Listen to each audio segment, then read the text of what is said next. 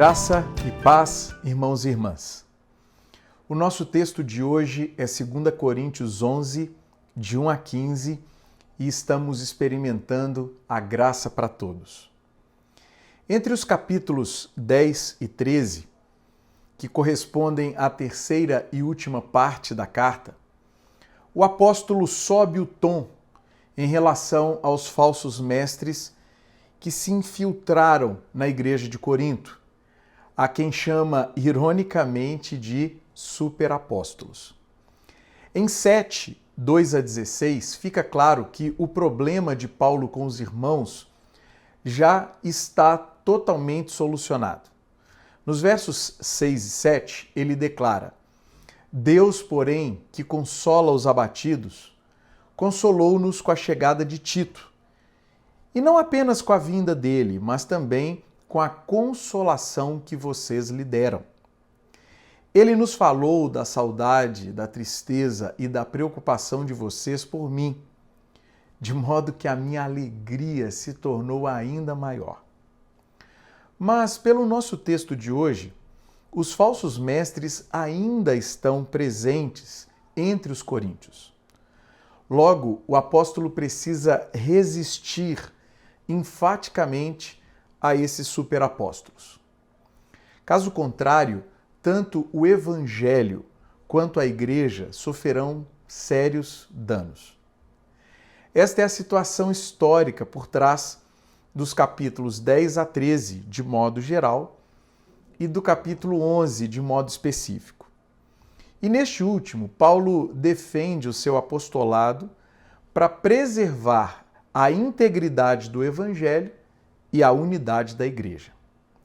2 Coríntios 11. Espero que vocês suportem um pouco da minha insensatez. Sim, por favor, sejam pacientes comigo. O zelo que tenho por vocês é um zelo que vem de Deus. Eu os prometi a um único marido, Cristo, querendo apresentá-los a Ele como uma virgem pura.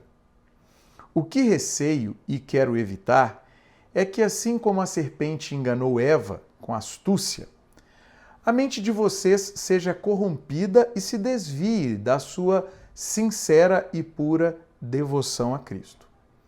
Pois se alguém tem pregado a vocês um Jesus que não é aquele que pregamos, ou se vocês acolhem um espírito diferente do que acolheram, ou um evangelho diferente do que aceitaram, vocês o toleram com facilidade.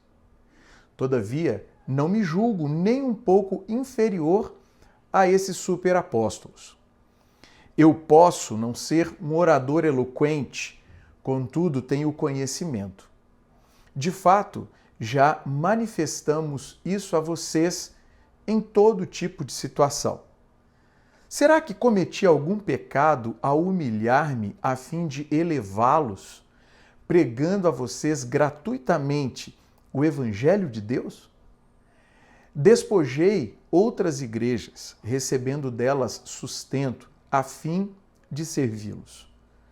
Quando estive entre vocês e passei por alguma necessidade, não fui um peso para ninguém, pois os irmãos, quando vieram da Macedônia, supriram aquilo de que eu necessitava.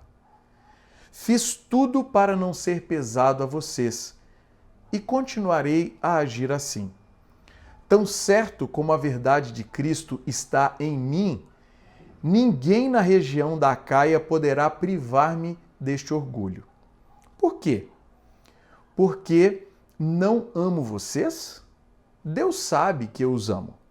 E continuarei fazendo o que faço, a fim de não dar oportunidade àqueles que desejam encontrar ocasião de serem considerados iguais a nós nas coisas de que se orgulham. Pois tais homens são falsos apóstolos, obreiros enganosos, fingindo-se apóstolos de Cristo. Isso não é de admirar, pois o próprio Satanás se disfarça de anjo de luz.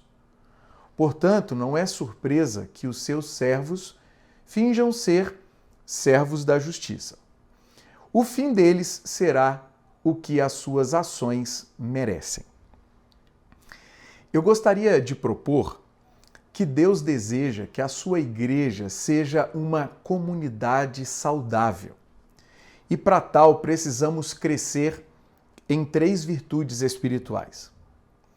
A primeira virtude é o zelo, do versículo 1 ao 3.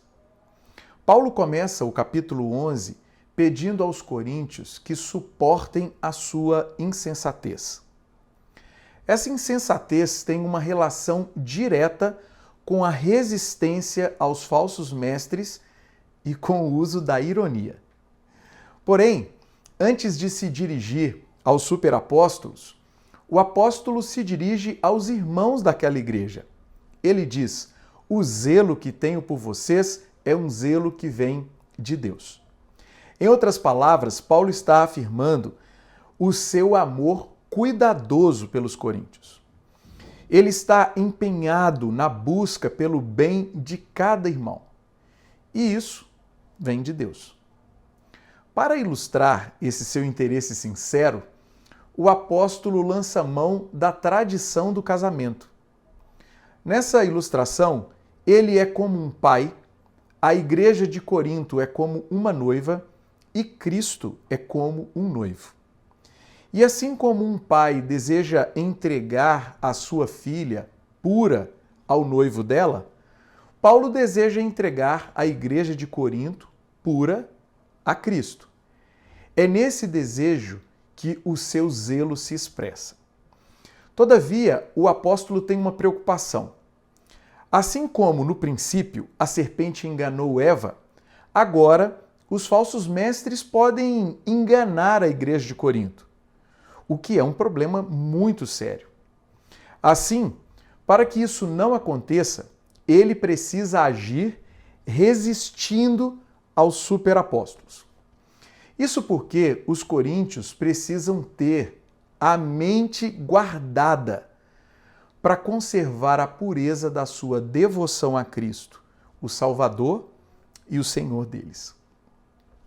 Sejamos zelosos uns pelos outros. Vale lembrar que zelo é diferente de policiamento. Zelo é cuidado amoroso e visa o bem. Policiamento é patrulhamento rigoroso e promove o mal. Na igreja precisamos de zelo, não de policiamento. Também sejamos zelosos pela nossa própria mente. É nela que vencemos ou perdemos as batalhas mais decisivas da nossa vida. Seguindo a direção do próprio Paulo, no capítulo anterior, levemos cativo todo pensamento para torná-lo obediente a Cristo. Nisso está a verdadeira devoção, a genuína espiritualidade. Sendo assim, cuidemos amorosamente uns dos outros, para que nenhum de nós tenha a consciência sequestrada por nenhum valor antagônico aos valores do reino de Deus. A segunda virtude é a graça, do verso 4 ao verso 6. Dando continuidade à sua argumentação, o apóstolo introduz uma comparação entre ele e os falsos mestres. Ele afirma: pois se alguém tem pregado a vocês um Jesus que não é aquele que pregamos, ou se vocês acolhem um espírito diferente do que acolheram, ou um evangelho diferente do que aceitaram, vocês o toleram com facilidade. Verso 4. Pergunta: como foi que Paulo esteve entre os coríntios? Em 1 Coríntios, capítulo 2, de 1 a 5, ele responde: eu mesmo, irmãos, estive entre vocês. Não fui com discurso eloquente, nem com muita sabedoria para lhes proclamar o mistério de Deus.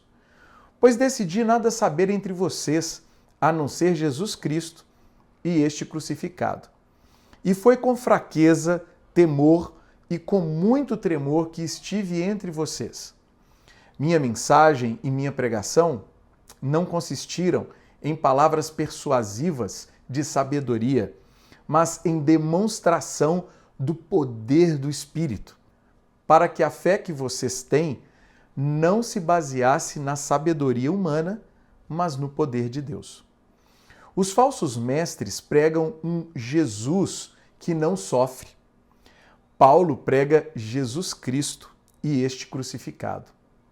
Os falsos mestres chegam com um espírito altivo. Paulo chega com fraqueza, temor e tremor, confiando exclusivamente no poder de Deus. Os falsos mestres proclamam um evangelho dos méritos pessoais. Paulo proclama o evangelho da graça divina. A mensagem que os coríntios ouviram e creram é o evangelho da graça de Deus. A boa notícia que Jesus, morto e ressuscitado, nos perdoa e nos justifica. É a mensagem da graça, da maravilhosa graça de Deus. Assim sendo, lançando mão de uma insensatez irônica, ele declara que não se julga inferior aos superapóstolos. Embora não seja um orador eloquente, ele tem conhecimento e já demonstrou isso em diversas situações.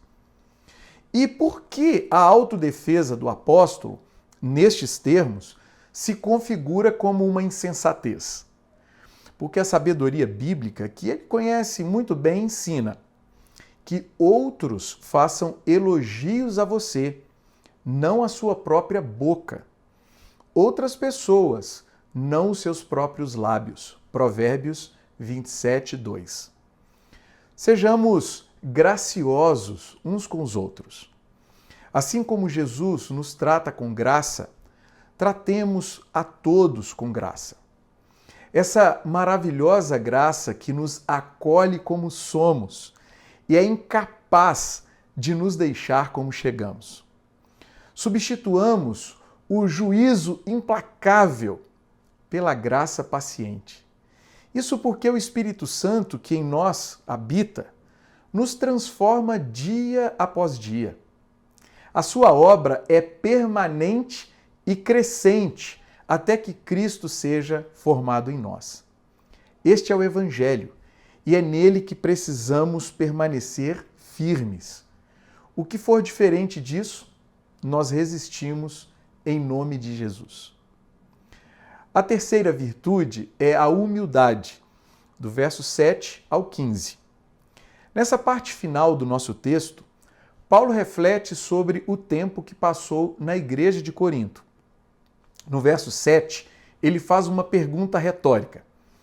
Será que cometi algum pecado ao humilhar-me a fim de elevá-los, pregando a vocês gratuitamente o Evangelho de Deus? E a resposta é não, de forma alguma.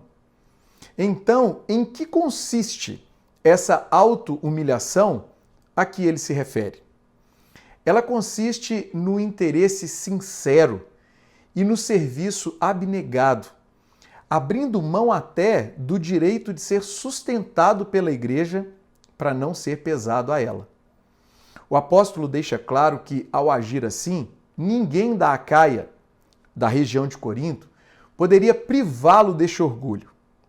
E aqui, mais uma vez, ele lança mão de uma insensatez irônica.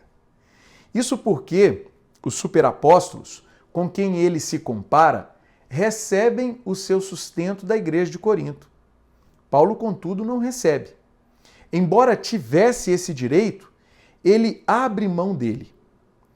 Tempos depois, escrevendo a Timóteo, ele afirma: os presbíteros que lideram bem a igreja são dignos de dupla honra, especialmente aqueles cujo trabalho é a pregação e o ensino, pois a Escritura diz: não amordace a boca do boi enquanto está debulhando o cereal, e o trabalhador merece o seu salário. 1 Timóteo 5, de 17 a 18. Consequentemente, não há problema algum em ser sustentado pela igreja. O problema consiste em não edificar adequadamente a comunidade de fé. E é exatamente esse o problema dos superapóstolos. Por isso, Paulo os denuncia, chamando-os de falsos apóstolos e de obreiros enganosos. No fim, estes receberão o juízo pelas suas más ações. Sejamos humildes uns com os outros. Biblicamente, a humildade é pensar de si como convém, nem além e nem aquém. O humilde é aquele que tem uma perspectiva adequada de si mesmo e que trata a todos como iguais.